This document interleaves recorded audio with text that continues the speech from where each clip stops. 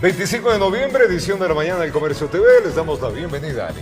Muy buenos días con todos ustedes, amigos televidentes. Gracias por acompañarnos, para estar muy bien informados. A vivir un día que tiene que ser bendecido, desayune rico.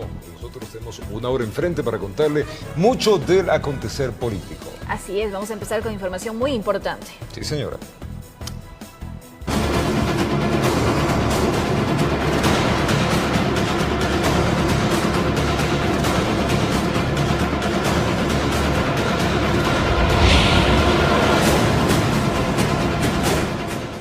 Y es que con 104 votos afirmativos, María Paula Romo fue censurada y destituida del cargo de ministra de Gobierno. El debate del juicio político llevado en el Pleno del Parlamento duró más o menos 10 horas. Para su censura y destitución solo se necesitaban 91 votos.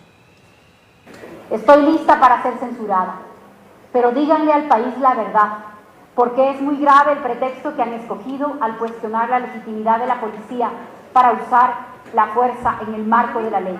El resultado de la votación: 104 votos afirmativos, 18 negativos, 0 blancos y 12 abstenciones, con la que fue aprobada la moción de censura y destitución de María Paula Romo, se veía venir desde horas de la mañana. De hecho, fue la misma, hasta ese momento ministra de Gobierno, quien lo preveía. Su voto de censura será para mí una condecoración y la llevaré con honor.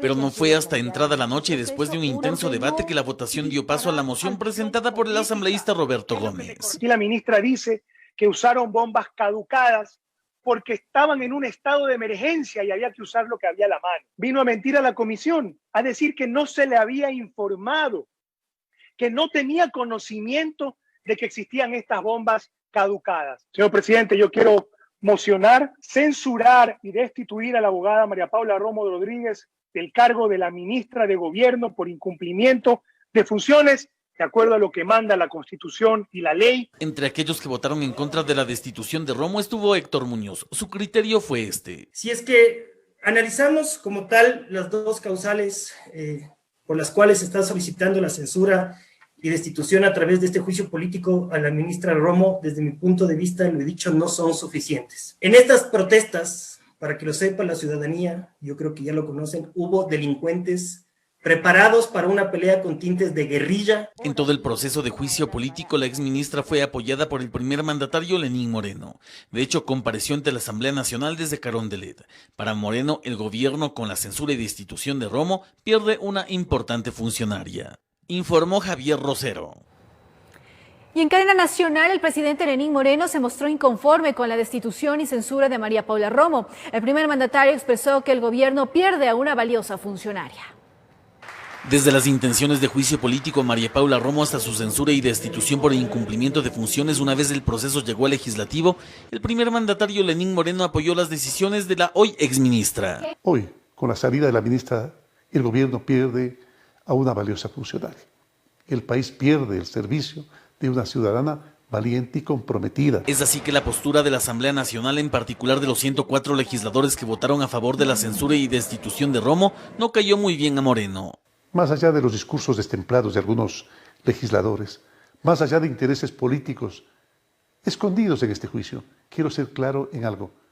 Ustedes me eligieron para preservar la paz, para preservar la justicia, la democracia y la libertad. Resultado de la decisión del Pleno, María Paula Romo tiene que ser separada de su cargo y del gobierno. Por ello agradeció el presidente Moreno la gestión realizada desde la cartera de Estado.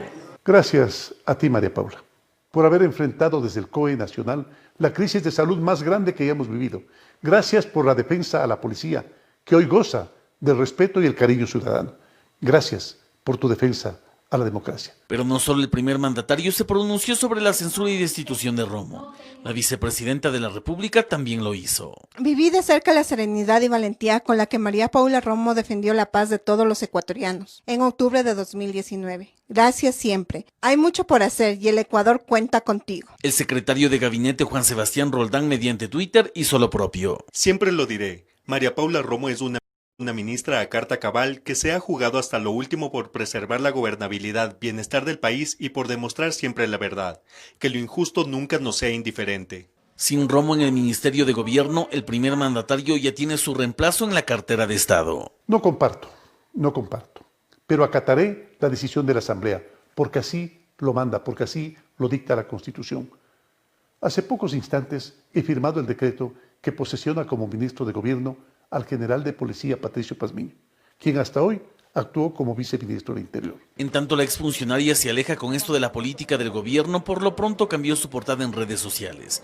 En Twitter fijó un poema titulado Sin enemigos del escritor escocés Charles Mackay. Informó Javier Rosero. Y justamente mediante decreto ejecutivo 1196, el presidente de la República designó a Patricio Pazmiño como nuevo ministro de Gobierno. Conozcamos de cerca el perfil del nuevo ministro. El presidente de la República, Lenín Moreno, luego de conocer la votación de censura en contra de María Paula Romo, firmó el decreto ejecutivo 1196 para designar a Patricio Pazmiño como el nuevo ministro de Gobierno. El exgeneral de la policía se desempeñaba como viceministro del Interior desde febrero del 2019 hasta noviembre del 2020. En su paso por la policía, estuvo al frente de la Dirección General de Operaciones y fue jefe de Estado Mayor. Posee un máster en Defensa y Seguridad Hemisférica y fue fundador de la Unidad de Investigaciones de Antinarcóticos, además de crear la Unidad Antidelincuencial. Es momento de hacer un corte comercial, amigos televidentes. Al retornar les contamos cárcel y multas de hasta $8.000 para quienes no asistan a las mesas electorales. Ya regresamos con esta información y más.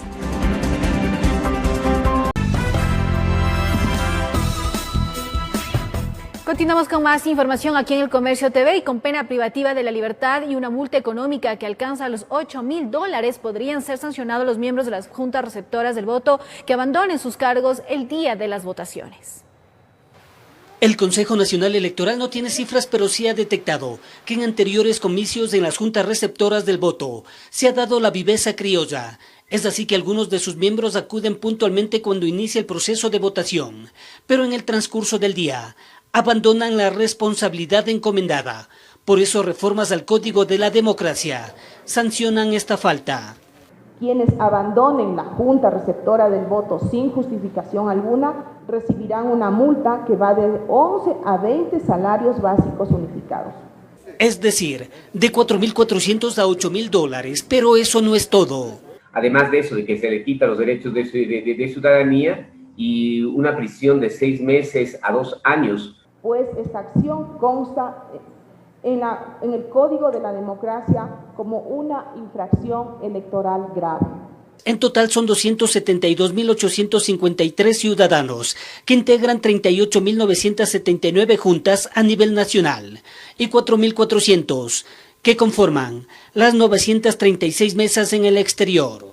Quienes no asistan a las capacitaciones presenciales o virtuales convocadas por el Consejo Nacional Electoral serán multados con el 10% de un salario básico unificado y quienes no integren la junta receptora del voto el día de las elecciones deberán pagar una multa del 15% de un salario básico.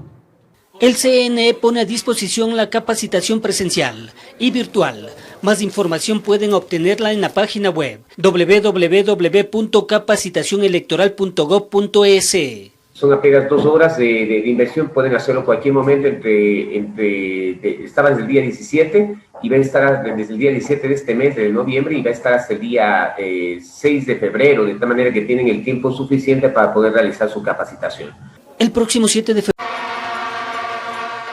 El sonido de las bubucelas se apoderó de los exteriores del Consejo Nacional Electoral Norte de Quito y en medio de simpatizantes de Álvaro Noboa y del movimiento político Justicia Social, hizo su aparición Gino Cornejo, precandidato a la vicepresidencia.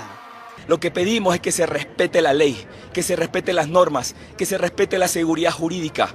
Álvaro Noboa está legalmente inscrito en el Consejo Nacional Electoral. Anuncian que este es el inicio de una serie de plantones que tienen previsto como medida de presión para que el Consejo Nacional Electoral CNE dé paso al proceso de inscripción del binomio presidencial Noboa-Cornejo. Y hemos interpuesto acciones contra los consejeros del Consejo Nacional Electoral en el Tribunal Contencioso Electoral, recursos de queja, porque tienen que exigir efectivamente que se cumpla la sentencia máxima que hace una reparación integral al partido político Justicia Social para que pueda inscribir candidaturas. Demandan se aplique el artículo 86 de la Constitución de la República del Ecuador. El señor juez Cabrera, que está delegado por el Pleno del Tribunal Contencioso Electoral, lo que tiene que hacer si no se cumple la sentencia, disponer la destitución de los miembros del Consejo Nacional Electoral. Quienes integran las Juventudes Álvaro Noboa dispuestos a permanecer en los exteriores del CNE el tiempo que sea necesario. Porque nosotros no nos rendimos. El Ecuador nos necesita, a todos los jóvenes ecuatorianos. Informó Héctor Romero. Edición de la mañana del Comercio TV, tiempo de trasladarnos a la ciudad de Guayaquil. Vamos a entrevistar, vamos a conversar con el abogado Fausto Murillo, es el vocal del Consejo de la Judicatura. Abogado, buenos días. Desde la ciudad de Quito, en la matriz de Televicentro, le saluda Roberto Álvarez Vandenberg. Vamos a hablar del concurso para la selección de jueces de la Corte Nacional de Justicia. Abogado, ¿cómo está usted? Roberto, muy buenos días. Listo para atender las inquietudes y poder desarrollar este tema del concurso que tanto interés ha provocado, obviamente, en la ciudad. Es que sin duda estamos hablando de la judicatura, estamos hablando de las leyes y justamente de los jueces.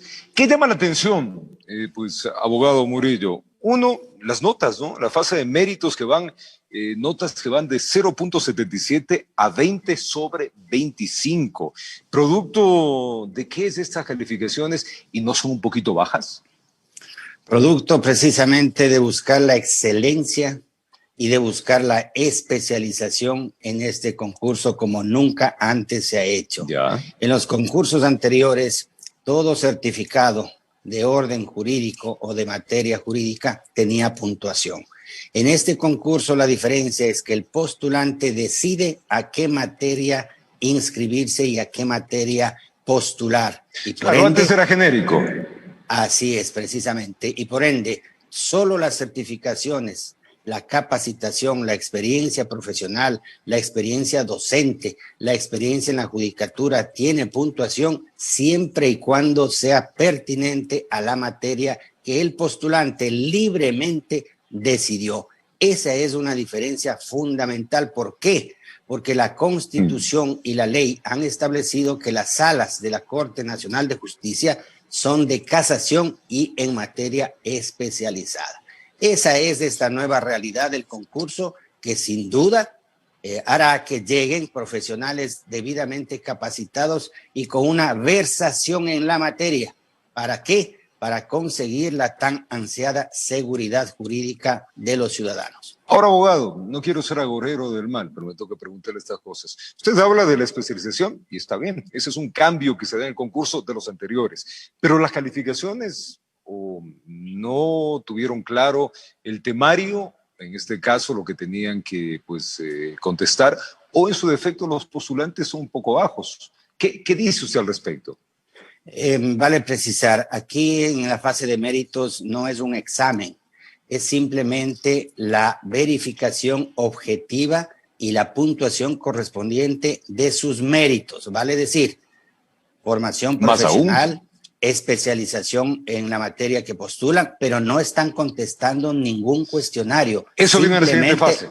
Eso viene en la siguiente fase, por tanto, la calificación de méritos es objetiva y solo responde a las puntuaciones asignadas previamente en el reglamento vía verificación de los documentos de sustento, como repito, de la capacitación, de la formación, de la docencia y de su experiencia profesional. Pero ninguno sacó 25, ¿no le preocupa eso a usted? Bueno, esa es la rigurosidad. Si aspiramos a tener una corte de excelencia, la vara de medida en méritos es alta, pero están en juego únicamente 25 puntos. Es decir, que quedan en juego 35 puntos de la fase teórica, de la oposición teórica, y 40 puntos de la fase de oposición práctica. Es decir, ¿hay una evaluación psicológica, abogado, en esto? Sin duda, ha terminado ya el examen psicológico que está previsto en la ley. Para este tipo de cargos se necesita que la persona tenga un perfil, sea evaluado psicológicamente, que no padezca de ciertas fobias, de ciertos complejos o de ciertas psicopatologías que pudiesen afectar. No olvidemos, el juez decide desde su libertad, su patrimonio, su situación. Es una misión ciertamente delicada y altísima. está juzgando conductas, está valorando y apreciando hechos para tomar una decisión dentro del marco de la Constitución, la ley y las constancias del proceso, sin mirar qué condición tiene la persona, de raza, religión, estado, etcétera. Tiene que el juez tomar esas decisiones que ciertamente marcan la vida de los ciudadanos. Abogado, quiero ahí un poco entrar más claro en esto. ¿Esta evaluación psicológica es parte de esta primera parte de la nota que alcanzaron de 0,77 a 20 los postulantes? No tiene puntuación en absoluto. La prueba psicológica es un requisito en la que un médico, psicólogo clínico, debidamente experimentado, hace una evaluación médica, repito, y esta exigencia es excluyente. Si el médico al cabo de la prueba psicológica tiene que presentar un informe declarando idóneo o no idóneo para el cargo desde el ámbito de la psicología clínica. ¿Cuántos rechazados hubo? Todavía no tenemos los resultados, la prueba ha concluido. Tienen que en esta semana presentar su informe los psicólogos y señalarán quiénes continúan y quiénes son excluidos. Abogado, desde varios sectores, sin duda, hay críticas justamente a este concurso para designar los jueces de la Corte. ¿Qué les dice al respecto? Hay muchas voces, incluso hablemos un poco desde la judicatura, es lo que va marcando el reglamento y las normas, como usted dice, del país, pero hay críticas de transparencia. ¿Por qué se da esto? Sin duda, hay inconformes, hay gente opuesta a que siga adelante este concurso, hay muchos intereses evidentes y ocultos en el desarrollo de este proceso, pero el Consejo de la Judicatura está integrado por personas profesionales de experiencia, con trayectoria, que lo único que nos hemos propuesto es entregarle al país una función judicial, en este caso una Corte Nacional de Justicia integrada por jueces versados, especializados, independientes e imparciales, simplemente que administren justicia en la Corte Nacional, que es una corte de casación, es decir, la corte encargada de hacer un control de legalidad de las sentencias dictadas por los jueces de cortes provinciales y tribunales. Obviamente es un concurso diferente, el entorno no ha sido el más deseado o el más esperado para estas circunstancias. No olvidará, estamos en una pandemia que se ha prolongado el estado de emergencia sanitaria desde el mes de marzo del 2020 y continuamos. Hay un entorno político, hay un entorno preelectoral que sin duda está dando efectos por los intereses que están en juego. Por eso es que nosotros nos hemos apartado, he dicho yo y nuestros compañeros, no somos políticos, nos debemos a la función judicial y al país. Nuestro compromiso y el mío personal es trabajar y asegurar un concurso transparente, objetivo, riguroso, a fin de que lleguen quienes alcancen 80 puntos mínimos sobre 100. Quien no alcance ese puntaje simplemente no puede ocupar una de las salas de la Corte Nacional de Justicia. Abogado, todo lo que me cuenta suena realmente maravilloso. Yo creo que ese es el ideal del ecuatoriano, tener una judicatura, unos jueces probos, absolutamente, y que la justicia brille sin intereses políticos. Pero cuéntame un poquito, ¿por qué en este caso se retiró la Comisión Anticorrupción, la auditoría que hacían? ¿Por qué salen ellos? ¿No estuvieron conformes? ¿No les dieron información? Es extraño eso. Sí, yo he explicado, pero lo puedo reiterar. El momento en que se hizo la convocatoria para el concurso en el mes de julio, ingresaron al sistema de preregistro 350 profesionales.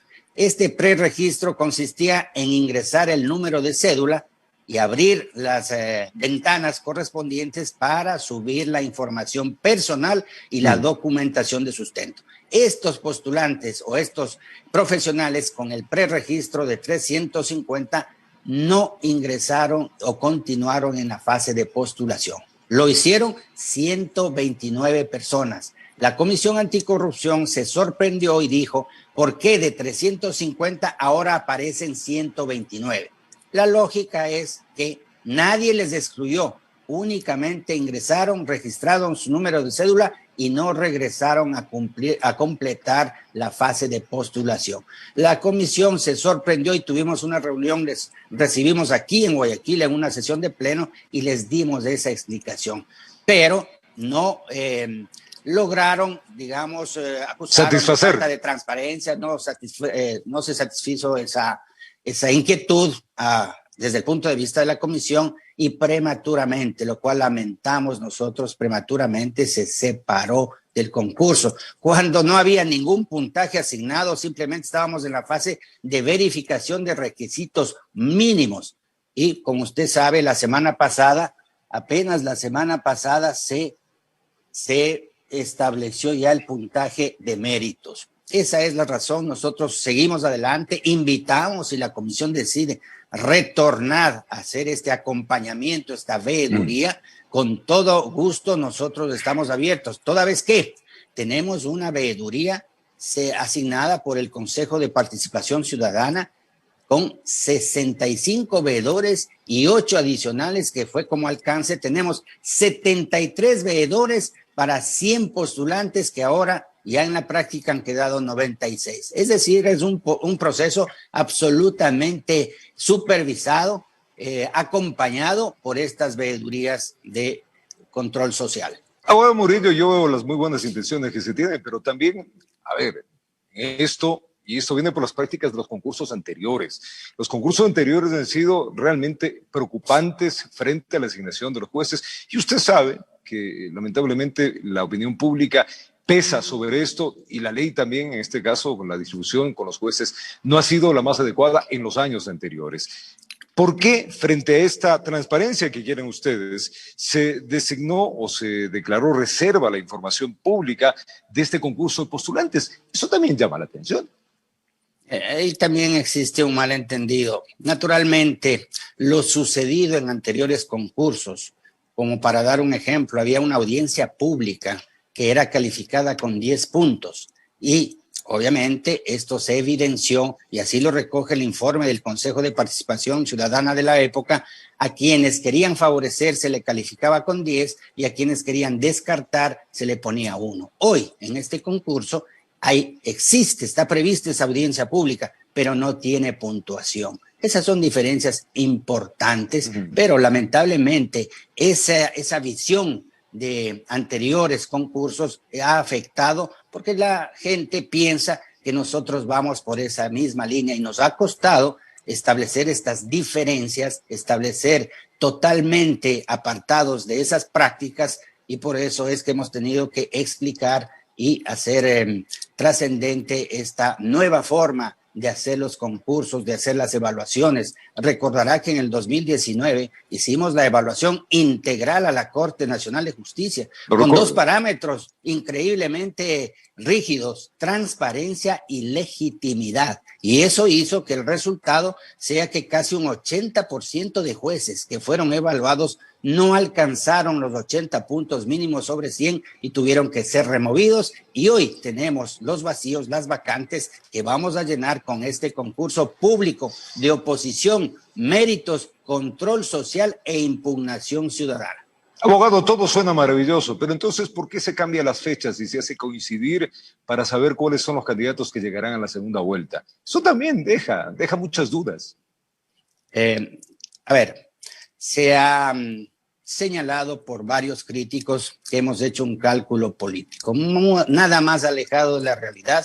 Las circunstancias, 2 hechos han obligado al Consejo de la Judicatura a reprogramar el cronograma. Un hecho de carácter extraordinario, fuerza mayor o caso fortuito, que fue el recalentamiento del data center, y después el evento de una notificación errada que 2 servidores del área técnica aceptaron haber cometido un error de buena fe.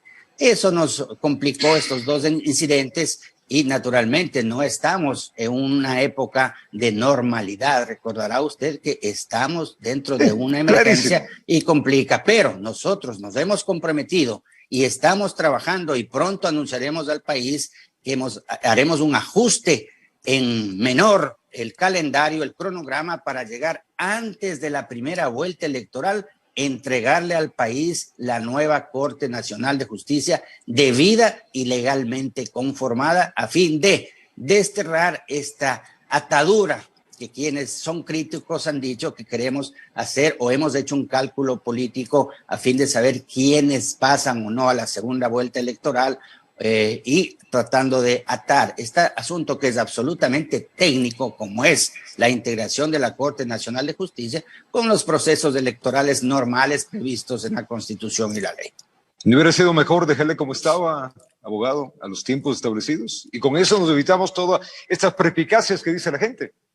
No es sencillo hacer el concurso. Usted sabe las limitaciones, inclusive de orden físico. No podemos en una sola sala poner a los 96 en este momento postulantes de un solo momento a la prueba teórica o a la prueba práctica. No sabemos cuántas impugnaciones ciudadanas habrá con los postulantes que ya lleguen a la etapa final. No se olvide que la impugnación ciudadana para quienes ya llegan a la etapa final está abierta y no sabemos cuántos podrán ser impugnados. Hay que hacer audiencias de cargo y de descargo y eso no nos impide tener una precisión en las fechas. Estamos hablando del concurso para la selección de jueces de la Corte Nacional de Justicia. El abogado Murillo, otro de los puntos que también llama la atención es el tema informático. Sabemos las carencias económicas que en este momento pasa el país y ustedes también tienen problemas económicos, pero la parte informática es fundamental. Hay muchos críticos al respecto, incluso hablan de que este programa informático que tienen ustedes no sería el adecuado por ser creado por ustedes mismos.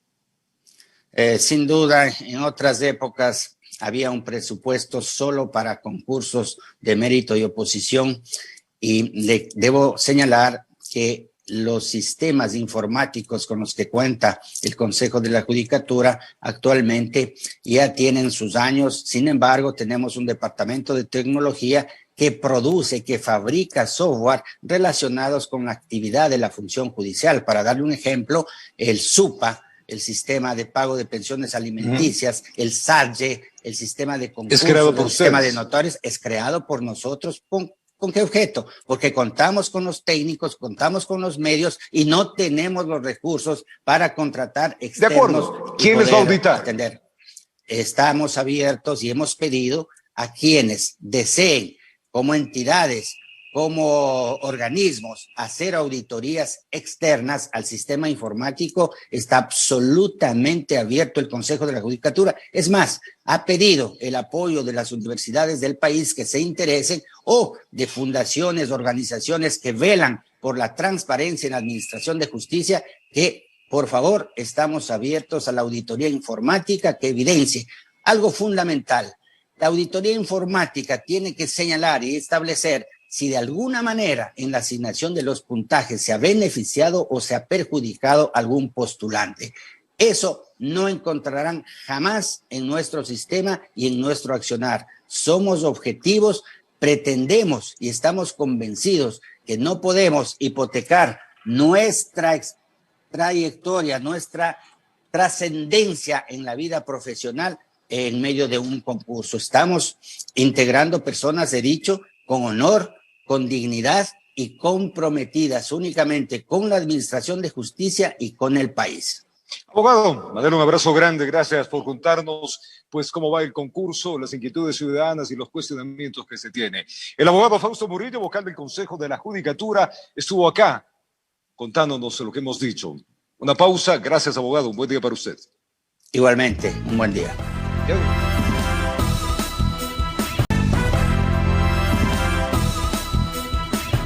Gracias por acompañarnos. Ecuador y el Fondo Monetario Internacional llegaron a un acuerdo que permitiría el desembolso de aproximadamente $2.000 millones. Sin embargo, para que esto se concrete, es importante que la Asamblea Nacional apruebe la ley anticorrupción. Tras casi 20 días de reuniones entre el Fondo Monetario Internacional con las autoridades ecuatorianas, las partes han llegado a un acuerdo a nivel personal técnico, el mismo que está sujeto a aprobación una vez que Ecuador cumpla con todas las acciones previas y políticas relevantes del fondo. Y la buena noticia es que el Ecuador está cumpliendo todas las metas que estaban previstas en el programa con el fondo. La conclusión de esto es que el año 2020 va a cerrar con un déficit $1.000 millones menor del que se esperaba. Finalizada la revisión, el país tendría acceso a cerca de $2.000 millones, dinero que sería de gran utilidad para estabilizar la economía del país y obtener un crecimiento gradual estimado del 2.5% a mediano plazo. Por eso es que el acuerdo con el Fondo Monetario Internacional va en el camino correcto de la sostenibilidad y el equilibrio económico y sobre todo de garantizar la dolarización que tantos beneficios ha traído a los ecuatorianos. Sin embargo, al estar Ecuador atravesando como la gran mayoría de países a escala mundial por una incertidumbre significativa por la pandemia y el precio del petróleo sumado a un año electoral, el FMI pide se cumpla con una regulación más. El Fondo Monetario quiere que el país dé una señal clara a la comunidad internacional de que tiene un compromiso con la reducción de la corrupción. Y un símbolo de eso muy importante es la ley anticorrupción. De esta manera estaría en manos de la Asamblea Nacional la aprobación de la ley anticorrupción hasta el próximo 15 de diciembre para que el desembolso de los $2 millones se haga efectivo. Tenemos que exigir al Parlamento, a la Asamblea Nacional, que tramiten de forma inmediata esta ley y sea aprobada. Todas estas acciones permitirán que el Estado continúe con la reducción del déficit fiscal y el aporte a los programas de asistencia social, informó Sara Naranjo. Y ahí hay fecha para la firma de la primera fase del acuerdo comercial entre Ecuador y Estados Unidos, así lo confirmó el ministro Iván Ontaneda. El acuerdo contará con 4 fases, pues se busca consolidar relaciones comerciales con el mayor mercado exportador nacional. Le contamos. La primera fase del acuerdo comercial entre Ecuador y los Estados Unidos se firmará en Quito el próximo 7 de diciembre. Así lo confirmó el ministro de Producción, Comercio Exterior, Inversiones y Pesca, Iván Ontaneda, en un medio de comunicación radial de Guayaquil, pues esta será tan solo la primera etapa para lograr un acuerdo completo.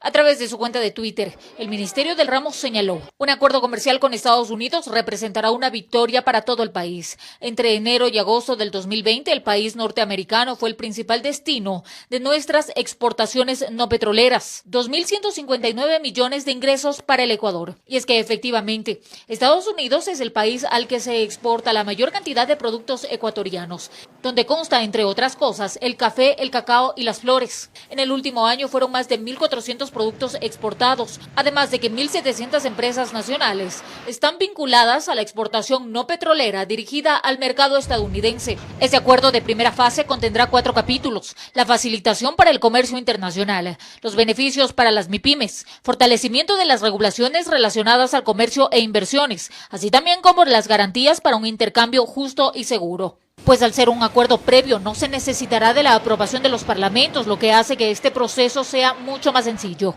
Para este acuerdo, que se firmará en menos de 15 días, se prevé la llegada de altas autoridades americanas, informó Marilyn Jaramillo. Y el jefe de Estado, Lenín Moreno, oficializó a un nuevo gobernador en la provincia de Napo tras remover de su cargo a Patricio Espíndola, quien mantiene una demanda penal contra un comunicador que lo habría cuestionado por el manejo de la pandemia.